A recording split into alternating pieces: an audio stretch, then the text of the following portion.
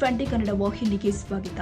ಧರ್ಮಸ್ಥಳದ ಬಗ್ಗೆ ಅಪಪ್ರಚಾರ ಹಿನ್ನೆಲೆಯಲ್ಲಿ ಧಾರವಾಡದ ನವಲಗುಂದ ಪಟ್ಟಣದಲ್ಲಿ ಶಾಸಕ ಎನ್ಎಚ್ ಕೋನರೆಡ್ಡಿ ಪ್ರತಿಕ್ರಿಯೆ ಕೊಟ್ಟಿದ್ದಾರೆ. ಎಸ್ಐಟಿ ತನಿಖೆ ಸತ್ಯ ನಡೆದಿದೆ. ಈಗಾಗಲೇ ಸದನದಲ್ಲಿ ಸಿಎಂ ಗೃಹ ಸಚಿವರು ಉತ್ತರ ಕೊಟ್ಟಿದ್ದಾರೆ. ಬಿಜೆಪಿ ಇದರಲ್ಲಿ ರಾಜಕಾರಣ ಮಾಡಬಾರದು. ಧರ್ಮಸ್ಥಳ ಬಹಳ ಪವಿತ್ರವಾದ ಸ್ಥಳ. ಅವರು ಎಷ್ಟು ಹೋಗಿದ್ದಾರೋ ಗೊತ್ತಿಲ್ಲ. ಅವರಿಗಿಂತ ನಾವು ಮತ್ತು ನಮ್ಮ ರೈತರು ಹೋಗಿದ್ದಾರೆ. ನಾವೇನಾದ್ರೂ ಏನಾದ್ರೂ ಆಣೆ ಪ್ರಮಾಣ ಮಾಡಬೇಕು ಅಂದ್ರೆ ಧರ್ಮಸ್ಥಳ ಹೆಸರು ಬಳಸ್ತೀವಿ. ಅಷ್ಟೊಂದು ಭಾವನೆ ಇಟ್ಕೊಂಡಿದ್ದೀವಿ. ಇದ್ರ ಬಗ್ಗೆ ಯಾವುದೇ ಕೆಟ್ಟ ಅಭಿಪ್ರಾಯ ಬೇಡ. ಅದ್ರ ಬಗ್ಗೆ ಗೌರವ ಇದೆ. ನಾನೇ ಬೇಕಾದ್ರೆ ಧರ್ಮಸ್ಥಳಕ್ಕೆ ಹೋಗಿ ಬರ್ತೀನಿ ಅಂದ್ರೆ ಅದು ಶಾಂತಿ ಆಗುತ್ತೆ ಎಲ್ಲ ಎಂದಿದ್ದಾರೆ. ನಾನು ಈಗಾಗಲೇ SIT ರಿಪ್ಲೈ ಬರಬೇಕು, ಎನ್ಕ್ವೈರಿ ನಡೆದೈತಿ. ಅದು ಬರೋಕಿನ ವಿಧಾನಸಭೆಯಲ್ಲಿ ಮುಖ್ಯಮಂತ್ರಿ ಸನ್ಮಾನ್ಯ ಸಿದ್ದರಾಮಯ್ಯನವರು, ಗೃಹ ಸಚಿವರಂತ ಸನ್ಮಾನ್ಯ ಪರಮೇಶ್ವರ್ ಸಾಹೇಬರು ಉತ್ತರ ಕೊಟ್ಟರೆ, ಒಂದು ಭಾರತೀಯ ಜನತಾ ಪಾರ್ಟಿಯವ್ರ ರಾಜಕಾರಣ ಮಾಡೋದು ಬೇಡ. ಧರ್ಮಸ್ಥಳ ಭಾಳ ಪವಿತ್ರವಾದಂಥ ಸ್ಥಳ.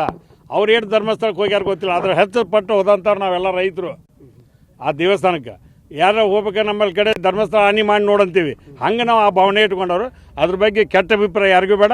ಅದೊಂದು ಧಾರ್ಮಿಕ ಸ್ಥಳ, ಅದ್ರ ಬಗ್ಗೆ ಗೌರವ ಐತಿ. ಅದಕ್ಕೆ ಏನು ಇದಕ್ಕೆ ಬೇಕಾದ್ರೆ ಧರ್ಮಸ್ಥಳಕ್ಕೆ ನಾನು ಹೋಗ್ಬಿಡ್ತೇನೆ ಅಂದ್ರೆ ಅದು ಶಾಂತ ಆಕತ್ತಲ್ಲ.